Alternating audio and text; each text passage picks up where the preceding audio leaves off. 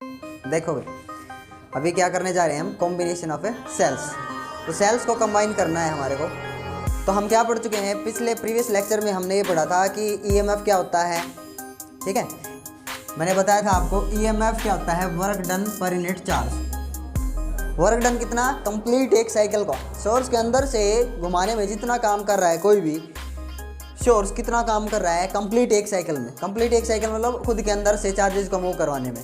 Work done per unit charge is called EMF. और work done कौन सा work done, complete cycle का। बताया था मैंने आपको इलेक्ट्रोलाइट्स कैसे हमारे को कन्वर्ट होकर केमिकल से इलेक्ट्रिक एनर्जी प्रोवाइड करवाता है, ऐसे इलेक्ट्रिक करंट हमारे को मिलती है और केमिकल से मिलती है। ठीक है, और इलेक्ट्रोलाइट भी बताया था मैंने आपको, H2SO4 भरा जाता है। ठीक है, अभी पोटेंशियल डिफरेंस भी तो सेम ही चीज़ है, तो दोनों का जो यूनिट है वो क्या होगा, वोल्ट ही होगा। ईएमएफ या potential work done per unit charge होता है, बस डिफरेंस किसका है, ईएमएफ पूरे एक साइकिल का, कंप्लीट साइकिल का, सोर्स के अंदर से जो करंट फ्लो हो रही है। और पोटेंशियल डिफरेंस क्या होता है, किसी दो पॉइंट्स के बीच का जो डिफरेंस है उसमें कितना काम किया जा रहा है सोर्स के द्वारा, किन्हीं दो पॉइंट्स के बीच में चार्जेस को भेजने में कितना वर्क डन किया जा रहा है। Work done per unit charge between these two points is called potential difference. समझ में आया। अभी सेल्स को हम कंबाइन करेंगे। सेल्स को कंबाइन ही क्यों करेंगे, तो पहली बात, सेल्स को कंबाइन करना पड़ता है क्योंकि एक सेल अपना 1.5 वोल्ट का है अगर, और हम चाहते हैं 12 वोल्ट क्रिएट करना, तो ऐसे कितने सेल्स लगाने पड़ेंगे अपने को। ठीक है, 8 सेल्स। 8 सेल्स हमें पता है 1.5 × 8 अगर करते हैं तो 12 वोल्ट आ जाता है। तो ऐसे उनको फिर सीरीज में कंबाइन करें या पैरेलल में। रेजिस्टेंसेज के केस में तो हमें पता है जब रेजिस्टेंसेज को कंबाइन करें तो सीरीज में रेजिस्टेंस बढ़ता है और पैरेलल में रेजिस्टेंस डिक्रीज करता है। ठीक है, इसलिए हम अपने घरों की फिटिंग किस में करते हैं, पैरेलल में। समझ गए आप। तो अभी सेल्स का केस है, सेल्स को कंबाइन करेंगे तो सीरीज में और पैरेलल में क्या इफेक्ट पड़ेगा, कॉम्बिनेशन करने से करंट कब बढ़ेगी, कब पोटेंशियल डिफरेंस यानी कि वोल्टेज बढ़ेगी। अपने 1.5 वोल्ट के सेल हम सीरीज में जोड़ें तो 12 वोल्ट मिलेगा या नहीं, और पैरेलल में जोड़ें तो कितना वोल्ट मिलेगा। अगर हमारे को करंट चाहिए, मान लीजिए एक सेल के कारण आपको करंट मिल पा रहा है 1 मिली एम्पियर, और आपको करंट चाहिए 20 या 50 मिली एम्पियर या 100 मिली एम्पियर या 1 एम्पियर, तो ऐसे फिर सेल्स को कैसे कंबाइन करेंगे ताकि हम करंट मैक्सिमम ऑब्टेन कर सकें। करंट कब मैक्सिमम होगा, कब मिनिमम होगा, जब समझ में आएगा, जब सीरीज और पैरेलल समझोगे। तो सबसे पहले अपना कॉम्बिनेशन किस तरह से करेंगे हम, सीरीज में, और फिर कैसे करेंगे बेटा, पैरेलल में। ठीक है, यू नो वेरी वेल, आप एक सेल का सिंबल जानते हो क्या है, ये और ये इंटरनल रेजिस्टेंस प्लस माइनस, उसके आगे एक और सेल जोड़ दिया इंटरनल रेजिस्टेंस आर, इसका भी आर, इसके आगे एक और सेल जोड़ दिया हमने, तो ये आर क्या है, internal resistance plus minus plus minus. तो ऐसे एन सेल्स जोड़ दिए हमने सीरीज में। ठीक है, और फिर एक लोड से कनेक्ट कर दिया, किसी फैन से, किसी बल्ब से कनेक्ट करेंगे, उसको क्या बोलेंगे बेटा, लोड या फिर रेजिस्टेंस, क्योंकि बल्ब का कुछ रेजिस्टेंस होगा, बल्ब से कनेक्ट किया तो मैंने, या फिर फैन से कनेक्ट किया तो फैन का भी कुछ रेजिस्टेंस है, इंटरनल रेजिस्टेंस है, फैन के अंदर वाइंडिंग है, कॉपर वाइंडिंग हो चाहे एल्यूमिनियम वाइंडिंग, उसका कुछ रेजिस्टेंस है। समझ में आया, तो वो आर लिखा गया सीधे सीधे। तो ये बाहर है एक्सटर्नल रेजिस्टेंस, और ये अंदर है बैटरीज के, सेल्स के अंदर है। तो सेल्स को कंबाइन करने पे क्या बन जाती है, बैटरी। तो ये क्या है, इंटरनल रेजिस्टेंस अंदर में है। ठीक है, और ऐसे सेल्स को हम पैरेलल में कंबाइन करते हैं।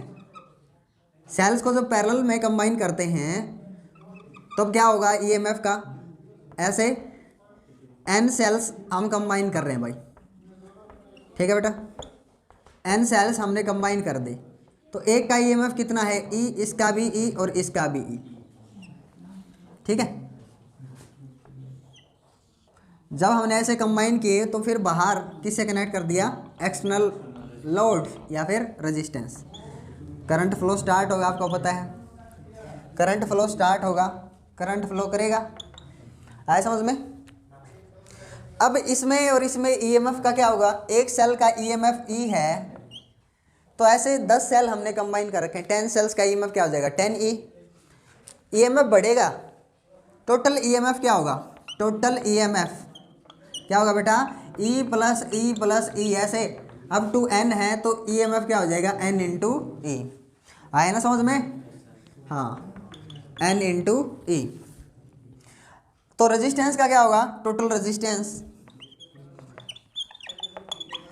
टोटल रेजिस्टेंस का क्या हाल होगा बेटा, देखो ये आर ये अंदर में है और सारे के सारे किस में है, सीरीज में, तो are plus are 2R 3R N है ऐसे, तो ऐसे रेजिस्टेंस कितना हो जाएगा बेटा, NR। और फिर बाहर आप देखोगे ये किस में है, इसके साथ है सीरीज में, इसको खोल लो, अगर यहाँ से खोल के देखो आप किस में है, ये सीरीज में ही तो सभी के, तो NR प्लस में क्या आ जाएगा, R। तो अभी करंट का क्या होगा, करंट इन सीरीज, सीरीज में करंट क्या होगा, EMF, total EMF by total resistance, आया बेटा समझ में। और सिंगल बैटरी के केस में करंट क्या होगा, I इन सिंगल बैटरी, अगर एक बैटरी होगी तो क्या हो जाएगा, E बाई R प्लस में R, अकेली सिंगल एक बैटरी है तो। ऐसे यहाँ पे देखेंगे पैरेलल में क्या होगा, अगर हमने 1 2 3 ऐसे जितने भी सेल्स अगर पैरेलल में कंबाइन कर दिए, तो एक के अक्रॉस EMF, दूसरे के अक्रॉस, सभी के अक्रॉस EMF क्या रहेगा, E ही रहेगा। जैसे रेजिस्टेंसेस को कंबाइन किया था हमने, रेजिस्टेंस क्या करता है, रेजिस्टेंसेस ऐसे पैरेलल में कंबाइन करने के कारण सभी के अक्रॉस वोल्टेज कितना रहता था, V। तो EMF यहाँ 10 सेल जोड़े, 50 जोड़े, कितने जोड़े, जितना EMF है सभी का E है, तो नेट EMF कितना रहेगा, E ही रहेगा, बढ़ेगा नहीं। तो एक चीज़ तो क्लियर है, अगर आपको EMF ज़्यादा चाहिए तो कैसे जोड़ोगे, सीरीज में। तो 1.5 वोल्ट के जो 8 सेल हैं किस तरह से कंबाइन करने थे, 12 वोल्ट बनाने के लिए सीरीज में, ठीक है। अभी देखो इसके अक्रॉस टोटल EMF बताइए कितना होगा, पैरेलल में बेटा टोटल EMF का क्या हाल होगा, E ही रहेगा। टोटल रेजिस्टेंस, टोटल रेजिस्टेंस कितना होगा, R, सारे के सारे किस में है, ये पैरेलल में। और ऐसे पैरेलल में जोड़ने का तरीका क्या है, पैरेलल में जोड़ने का तरीका, resistance in parallel 1/R plus में 1/R1 R2 ऐसे कंबाइन करते हैं, तो 1/RP, ये R यहाँ हो जाएगा 1 + 1, तो ये हो जाएगा 2/R।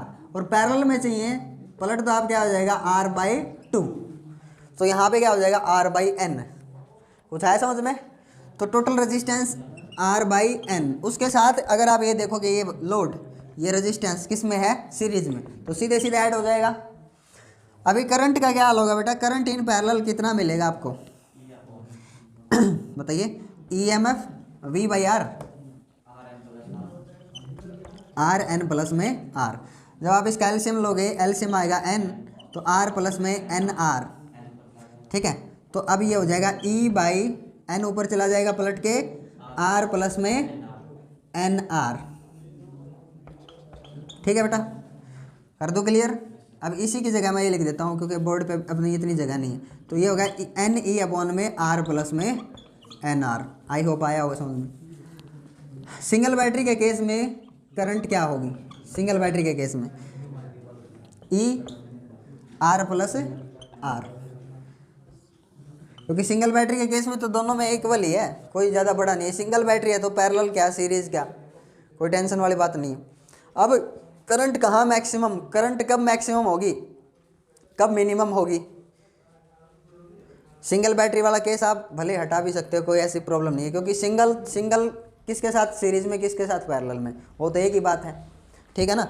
बस इसलिए वैसे ही लिख दिया था मैंने।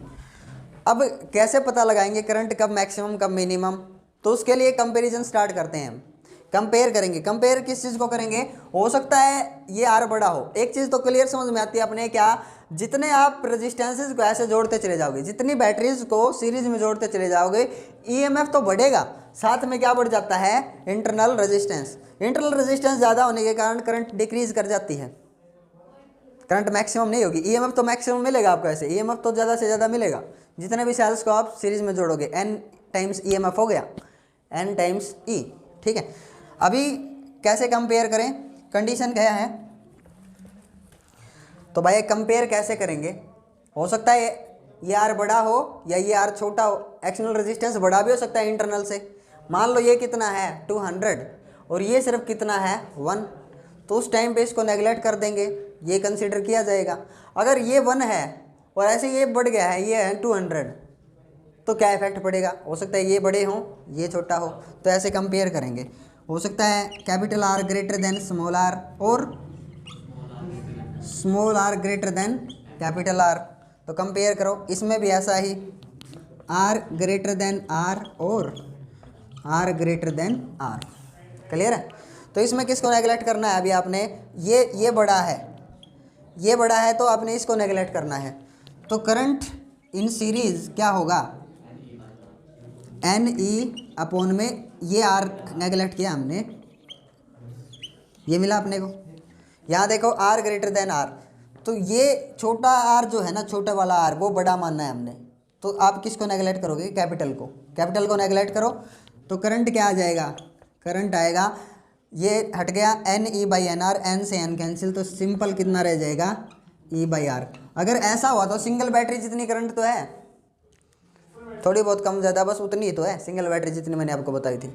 यहाँ देखो ऐसा हुआ तो आर ग्रेटर देन आर, तो किसको नेगलेक्ट करोगे? स्मॉल आर को। तो करंट का क्या हाल होगा ऐसा करने से? एन ई अपॉन में क्या करोगे? ये आर हट जाएगा, एन से एन कट जाएगा, तो ई by are.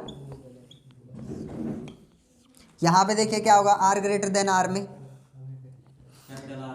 Capital R neglect करोगे या small R? Capital R neglect करेंगे, तो फिर क्या होगा इस वाले केस में? N E by small R. क्या समझ में आया? जहाँ टिक कर रहा हूँ वो चीज़ देखिए। करंट कब मैक्सिमम मिलेगा, कब मिनिमम? सीरीज में। ध्यान से देख लो, करंट सीरीज में तब मैक्सिमम होगा जब एक्सटर्नल रेजिस्टेंस आपका ज़्यादा हो। चीज़ ऐसे समझ में? एक्सटर्नल रेजिस्टेंस, हाँ, अगर आप ऐसे जोड़ जोड़ के, सेल जोड़ जोड़ के, और सेल्स का रेजिस्टेंस कम आता है और बाहरी जो चीज़ आप चलाना चाहते हो एक्सटर्नल रेजिस्टेंस बड़ा है, तो उस टाइम पे आपको करंट बड़ी मिलेगी, करंट ज़्यादा मिलेगी। लेकिन पैरेलल में ऐसे कंबाइन कर रखे हैं आपने, तो क्या कंडीशन है? क्या कंडीशन है? इंटरनल रेजिस्टेंस ज़्यादा हो, इंटरनल रेजिस्टेंस, और ये एक्सटर्नल रेजिस्टेंस क्या होना चाहिए? कम। तब ये कंडीशन है, तब करंट आपको क्या मिलेगा? ज़्यादा।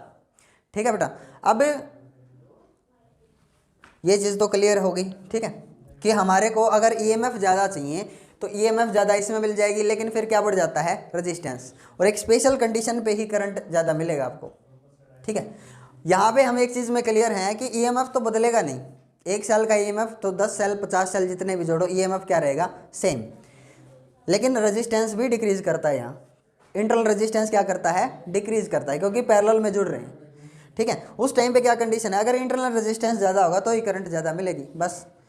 तो हम मान लीजिए, मैं बताया था एग्जांपल आपको, हम कोई एसी चलाना चाहते हैं या आटा चक्की वाली मोटर चलाना चाहते हैं।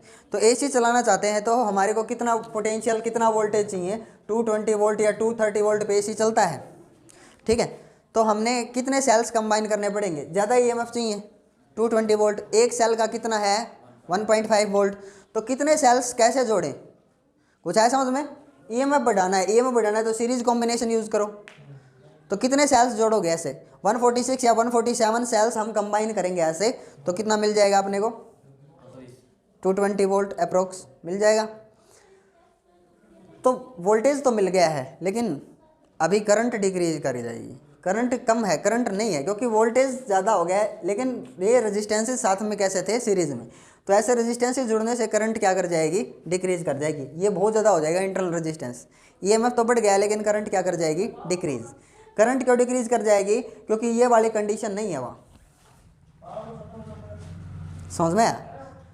अब हम करंट भी बढ़ाना चाहते हैं और हम चाहते हैं कि इंटरनल रेजिस्टेंस भी क्या हो? कम से कम।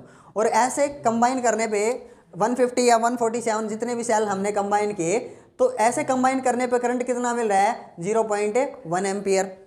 तो वोल्टेज तो पूरा मिल गया। हम देखते हैं एसी नहीं चल रहा है अपना, तो एसी को चलाने के लिए क्या प्रॉब्लम आ रही है? प्रॉब्लम क्या आ रही है? वोल्टेज तो पूरा है आपके पास, पोटेंशियल डिफरेंस तो कंप्लीट है, पूरा है, लेकिन आपको करंट की रिक्वायरमेंट है। देखो, कोई भी एसी या कोई भी हैवी लोड चलाना चाहते हो आप, तो 10 से 12 एम्पियर करंट चाहिए। लेकिन एक ऐसे लड़ी आपने 150 सेलों की बनाई है ऐसे एक सीरीज़ में, तो सिर्फ कितना करंट निकाल पा रही है? 0.1 एम्पियर। तो हम क्या करेंगे? ऐसे क्या करेंगे? एक और लड़ी इसके साथ पैरेलल में लगाएंगे। पोटेंशियल डिफरेंस तो बटेगा नहीं, कितना रहेगा? 220 ही रहेगा। 150 की एक लड़ी लगा दी, मान लीजिए 230 मिल गया, फिर भी नहीं चला क्योंकि करंट कम थी। कितना निकाल रही है एक लड़ी? सिर्फ करंट 0.1 एम्पियर। तो इसके पैरेलल में एक और लड़ी लगा देंगे 150 की, 150 सेल्स की, तो फिर करंट कितना हो जाएगा? 0.2 एम्पियर। ठीक है? तो ऐसे 10 लड़ी हम लगा देंगे तो हमारे को कितना करंट मिल जाएगा? 10 एम्पियर। और 10 एम्पियर से एसी चल जाएगा आराम से।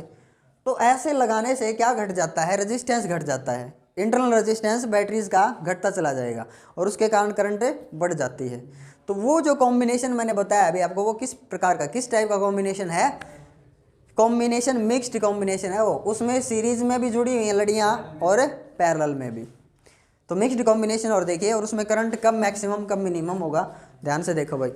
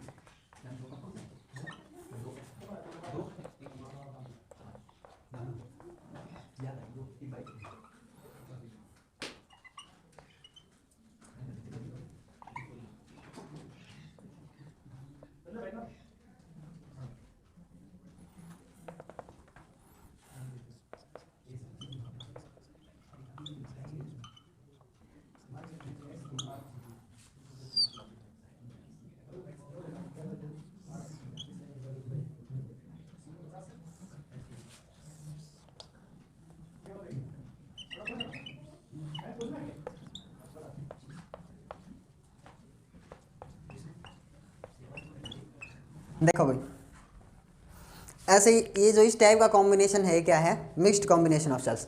हमने एल्स एन सेल्स ऐसे लगा रखे हैं, कितने सेल्स है बेटा, एक लाइन में एन सेल्स, और ऐसे कितनी लाइंस अपने पास है, एम लाइंस, ऐसे 1 2 3 ऐसे एम लाइंस।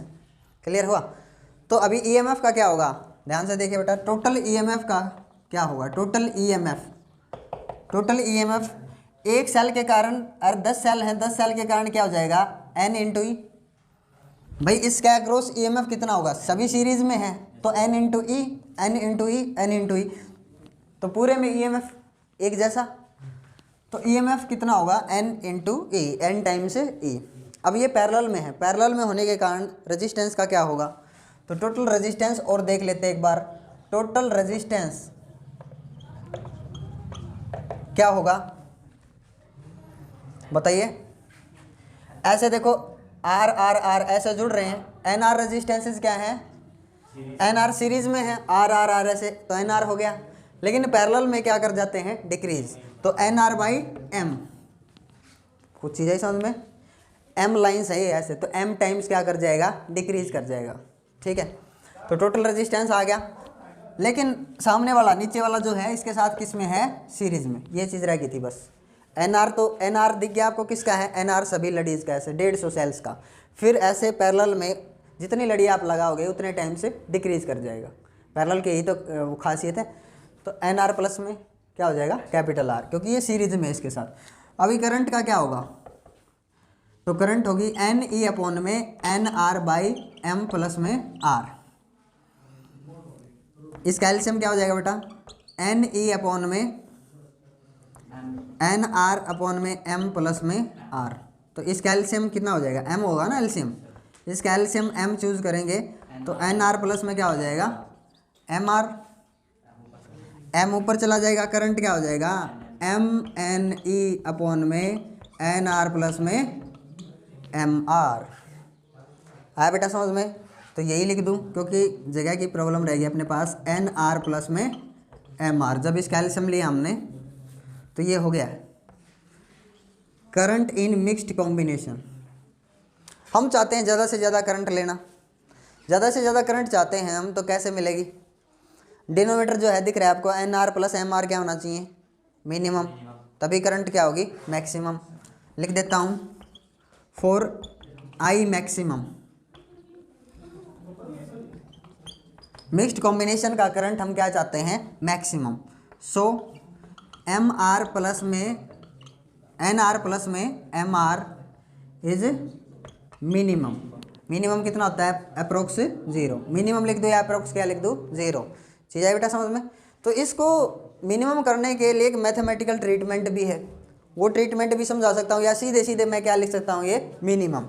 मिनिमम कैसे होगा, N R minus M R हो, दोनों की वैल्यू क्या हो, इक्वल, तो उस टाइम पे किसके करीब आ जाता है, 0। N R minus M R दोनों इक्वल है, एन आर और एम आर की वैल्यू 5 - 5 क्या आ जाएगा, 0। तो एक मैथमेटिकल ट्रीटमेंट है, वो भी देख लीजिए। अगर आप NR प्लस MR मिनिमम करना चाहते हो, minimum value of NR plus MR, NR MR की मिनिमम वैल्यू के लिए क्या करेंगे, तो देखो इसको मिनिमम करना है तो NR इसका स्क्वायर कर दूँ और रूट कर दूँ। देखो मैथमेटिकल ट्रीटमेंट, MR इसका स्क्वायर कर दो, रूट के अंदर लिख दो, माइनस √2 MR NMR, देख लो NR और MR, फिर प्लस √NR MR। अभी ये क्या कर रहा हूँ मैं भाई इस चीज़ को कैसे लिख सकता हूँ, ऐसे लिख सकता हूँ कि नहीं, इसी चीज़ को मैं कैसे लिख सकता हूँ, ऐसे। ये क्या किया मैं, थोड़ा सा ट्रीटमेंट किया है, इसमें से -2 NR MR सब्ट्रैक्ट कर दूँ और उतना ही ऐड कर दूँ, 5 ऐड कर दे 5 सब्ट्रैक्ट कर दे, कुछ फ़र्क नहीं पड़ता। तो ऐसा कर दिया हमने, और ये वैल्यू मिनिमम करनी है यानी कि 0 के करीब। तो आप क्या देखो, A square plus B square -2AB, वो चीज़ मिनिमम होती है, नहीं है समझ में। A square plus B square -2AB, ये फॉर्मूला किसका बन जाता है, A माइनस बी का होल स्क्वायर। अगर आप इसको और इसको देखोगे तो A प्लस बी का होल स्क्वायर बनेगा, फिर वो तो मैक्सिमम वैल्यू हो जाएगी। फिर इसकी हम चाहते हैं मिनिमम करना, तो फिर कौन सा सूट करता है, ये और ये, यानी कि A माइनस बी का होल स्क्वायर। तो इसको हटा देंगे, इसको क्या कर देंगे बेटा, नेगलेक्ट कर देंगे। आई चीज़ समझ में। तो अपना फॉर्मूला क्या बन जाएगा, इसका और इसका यूज़ करके क्या बन जाएगा, सॉरी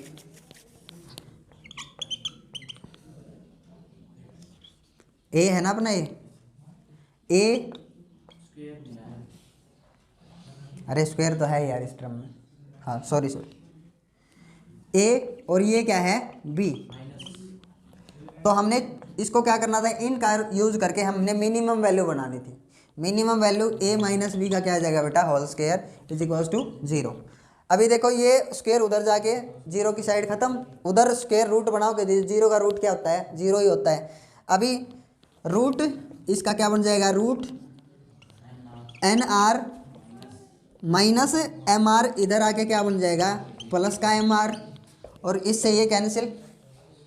आई ना चीज़ समझ में। तो NR मैंने पहले बोला था, NR और MR इक्वल हों और इनको सब्ट्रैक्ट कर दें तो वैल्यू क्या आ जाती है, मिनिमम, यानी कि 0। यही तो चीज़ बनाई है मैंने मिनिमम करने के लिए, या मैं सीधा सीधा कर देता तो समझ में नहीं आता, आ जाता है तो अभी ठीक है। अभी NR और MR इक्वल हैं, तो यहाँ लिख देता हूँ NR, जब ऐसा किया हमने 0 बना दिया इसको, तो NR और MR क्या हो गया बेटा, इक्वल। ठीक है, तो ध्यान से देखिए, इसके नीचे R ले जाओ, R/R, N बाई क्या आ जाएगा, M। कुछ चीज़ आई समझ में। इसको नीचे ले जाओ स्मॉल r को, और M इधर नीचे आ जाएगा। ठीक है, अगर आप और सूटेबल वैल्यू चाहते हो तो फिर क्या हो जाएगा, R और R इक्वल हैं तो इससे कैंसिल आउट हो जाएगा, और N if R and R is equals to 1, दोनों इक्वल हैं, काटेंगे तो 1 ही रह जाएगा ना उधर। तो उस टाइम पे N नंबर जो है, नंबर ऑफ सेल्स और नंबर ऑफ लाइंस रोज, ये क्या हो जाएंगे, इक्वल। तो उस टाइम पे भी करंट आपको क्या मिल जाएगा, मैक्सिमम। एक और तरीका हो गया, चाहिए समझ में। तो अगर मान लीजिए कोई भी कंपनी वाले हैं, उनको अपनी बैटरी के लिए एक सूटेबल सर्किट चाहिए, वो देखना चाहते हैं कि उनकी बैटरीज में कितने सीरीज में सेल जुड़ेंगे और कितने पैरेलल में। ठीक है, कोई भी गाड़ी है, टाटा वाली है या कोई भी सुजुकी की गाड़ी है, वो बैटरी बनाना चाहते हैं, तो उनके पास क्या है, उनके पास एक्सटर्नल रेजिस्टेंस का पता है। कार गाड़ी का जो स्विच है, सेल्फ जिसको मारते हैं हम, हेडलाइट्स हैं, हॉर्न है, सारी चीज़ों का रेजिस्टेंस क्या है, एक्सटर्नल रेजिस्टेंस। ठीक है, इंटरनल रेजिस्टेंस उनको पता है, अगर बैटरी का इंटरनल रेजिस्टेंस पता है ना, चीज़ आई समझ में। तो N अगर पता है, N कितने सेल्स जोड़ें, क्योंकि 12 वोल्ट बनाने के लिए कितने सेल्स चाहिए आपको, 8 सेल्स चाहिए। N पता है तो M कितनी नंबर ऑफ रोज, कितनी नंबर ऑफ लाइंस ऐसे लड़ियाँ पैरेलल में जुड़ेंगी, तो आप M कैलकुलेट कर सकते हो। ठीक है बेटा, आई समझ में। तो ये है मिक्स्ड कॉम्बिनेशन ऑफ सेल्स। ठीक है, so thank you for watching this video.